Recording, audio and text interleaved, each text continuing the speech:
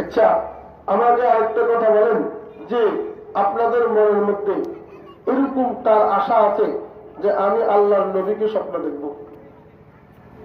এরকম তার আশা আছে? হাত তুলে দেখান যায়। আমি জীবদ্দশায় আল্লাহর নবীকে স্বপ্ন দেখবো, এরকম তার আশা আছে সকলে? আলহামদুলিল্লাহ, হাত নামা।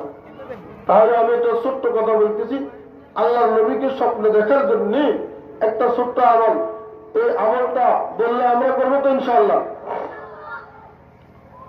আফগানিস্তানের বাদশা সুলতান মাহমুদ গজনবী রহমতুল্লাহ আলাই একদিন রাত্রেবেলা যাইতেছে গাড়ি করে, প্রাইভেট কার, রাস্তার পাশে সরকারি বাসের নিচে একটা ছেলে, মাদ্রাসা ছাত্র, এরকম একটা মাদ্রাসা ছাত্র বসে বসে কোরআন তেলাওয়াত করে।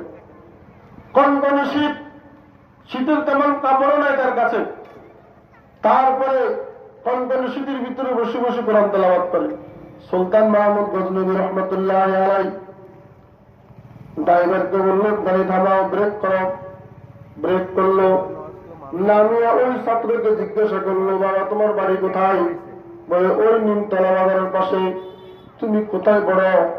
ওই নিমতলা মেসবাহুল উলুম মাদ্রাসায় আমি হাফজখানায় পড়ি। তুই এখন তুমি এখানে শীতের কাপড় নাই, তুমি এখানে বসে বসে কোরআন তেলাওয়াত করো। বলে আমার 2 পৃষ্ঠা সবক, 1 পাতা সবক অ্যাড করতে হবে।